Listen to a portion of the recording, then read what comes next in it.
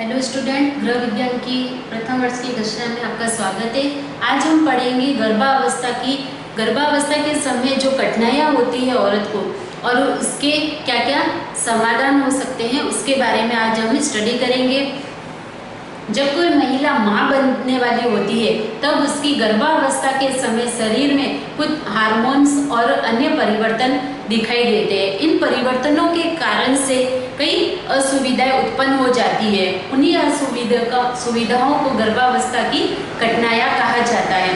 तो औरत जब गर्भावस्था के समय उसे कई तरह की जैसे कि कई समस्याओं का सामना करना पड़ता है कि जैसे कई तरह की जैसे कि मॉर्निंग सिकनेस है, सीने में जलन है, कब्ज है, सूजन है, ऐंठन है, अनिद्रा होना, कई तरह की ऐसी समस्या उत्पन्न हो जाती है जिसके कारण कि वह अपने आप को अस्वस्थ महसूस करने लगती है, उसमें कमजोरी आने लगती है, वह अच्छे से अपना ध्यान नहीं रख पाती है। तो इस तरीके की कई समस्याएं उत्पन्न होना शुरू हो जाती है।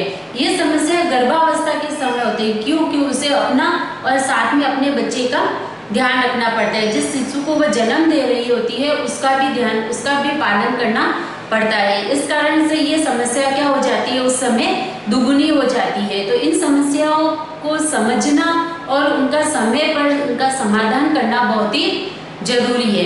तो ये जो कुछ समस्या मैं आपको बता रही हूँ वह मुख्य रूप से स्त्रियों में गर्भावस्था के समय पाई जाती है।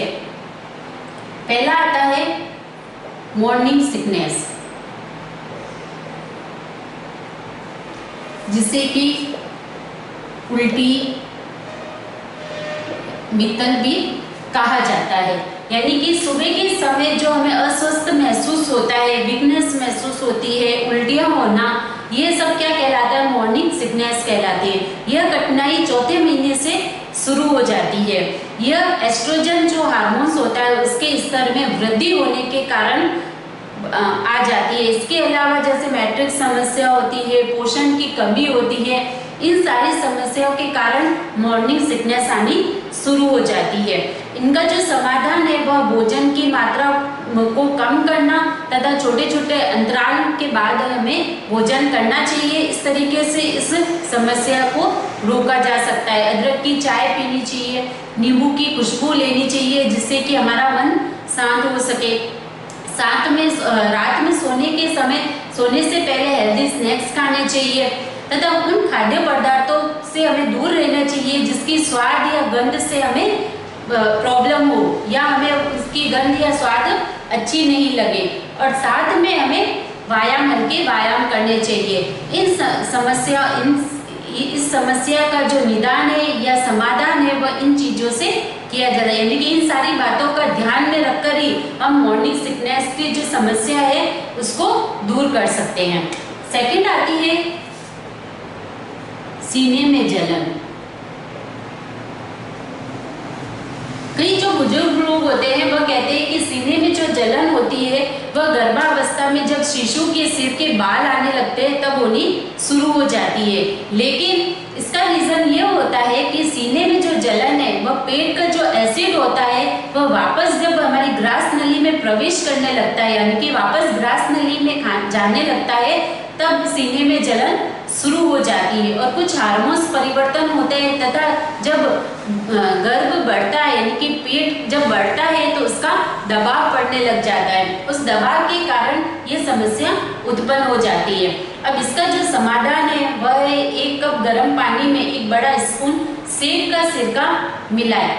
और ये चीज जो है वह ये लिक्विड दिन में 2-3 बार पीने से इस समस्या को दूर किया जा सकता है।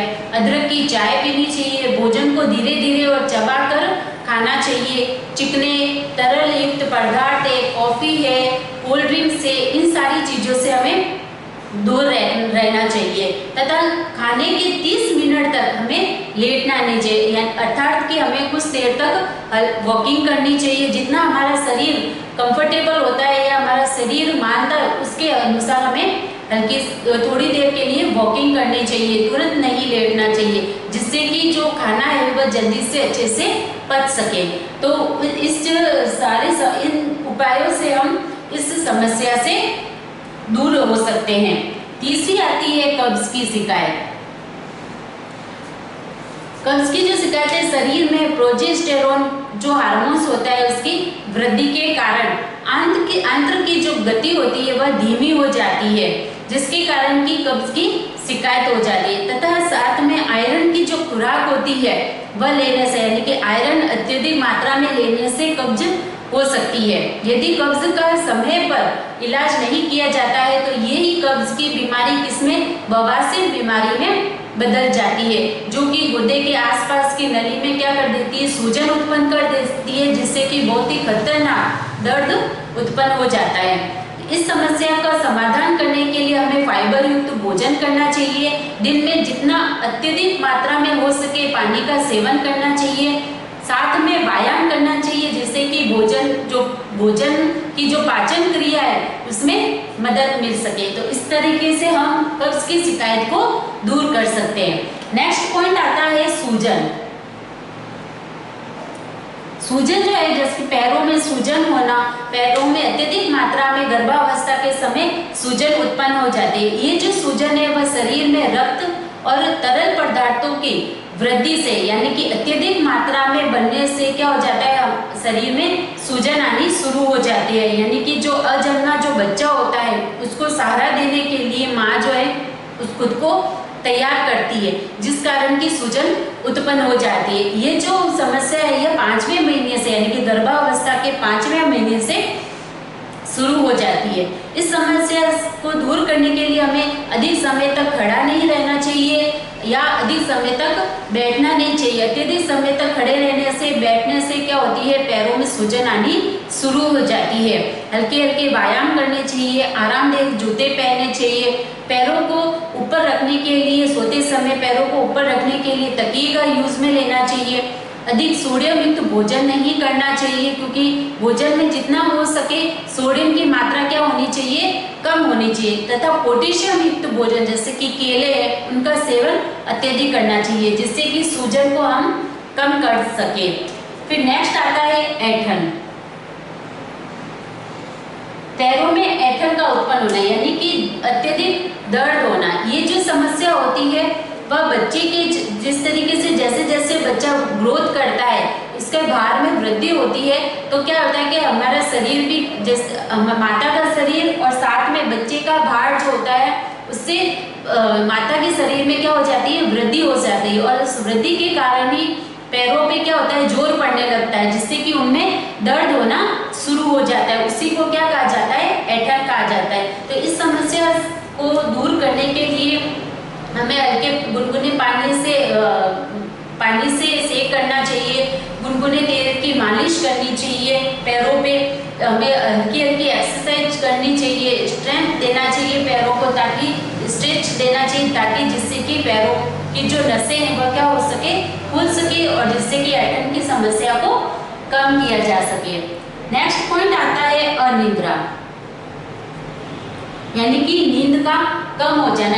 जैसे जैसे गर्भावस्था की अवस्था बढ़ती है, समय बढ़ता है, महीने बढ़ने लगते हैं, वैसे वैसे अनिद्रा की शिकायतें होनी शुरू हो जाती है।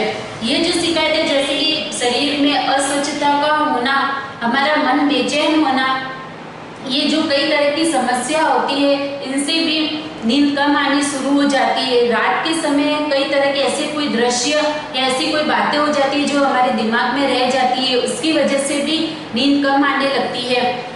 रात के समय में अत्यधिक टॉयलेट लगना, ये सारे जो रीजन होते हैं वह बनते हैं अनिद्रा के कारण। यानी कि हमारे शरीर में कई हार्मोन्स और अन्य परिवर्तन होते हैं, जिनकी वजह से हमें नींद कम आनी शुरू हो जाती है।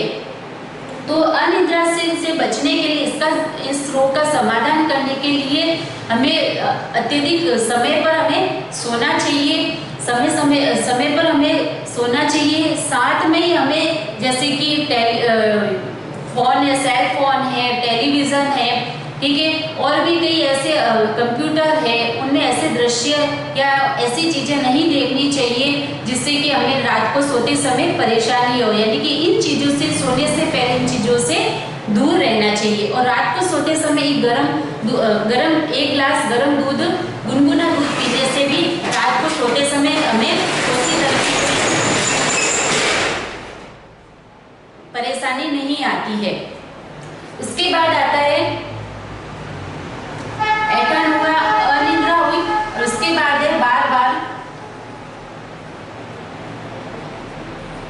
पेशाब लगना, यानी कि मूत्र की अत्यधिक आवृत्ति होना, यानी कि ये जो समस्या होती है यह भी हमारे छठे महीने के बाद, यानी कि गर्भावस्था का जो छठा महीना शुरू हो जाता है स्त्री का, उसके बाद ये समस्या होनी उत्पन्न हो जाती है, यानी कि अत्यधिक पेशाब लगना शुरू हो जाता है। जब बच्चा ग्रोथ करने लगता है, छठे महीने में जब शिशु का वेट बढ़ जाता है तो उसके कारण क्या होता है, उसका दबाव बढ़ता है और उसी दबाव के कारण हमें टॉयलेट लगने की समस्या बढ़ जाती है। तो इस समस्या से दूर रहने के लिए हमें टॉयलेट करते समय आगे की तरफ झुककर टॉयलेट करना चाहिए, ताकि जिससे कि ये समस्या बार बार उत्पन्न न हो, और जहाँ तक हो सके इस समस्या से हमें दूर रहना चाहिए।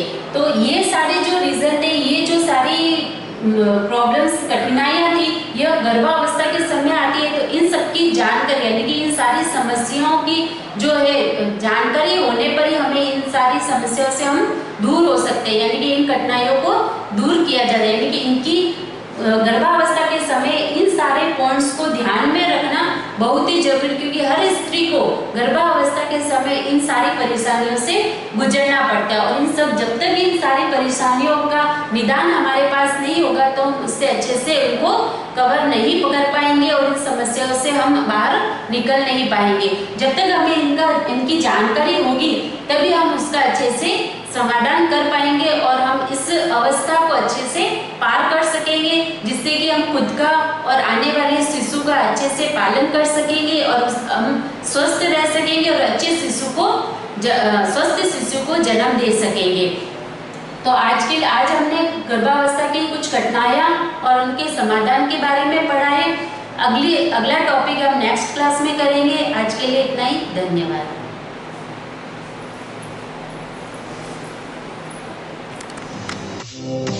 Thank you.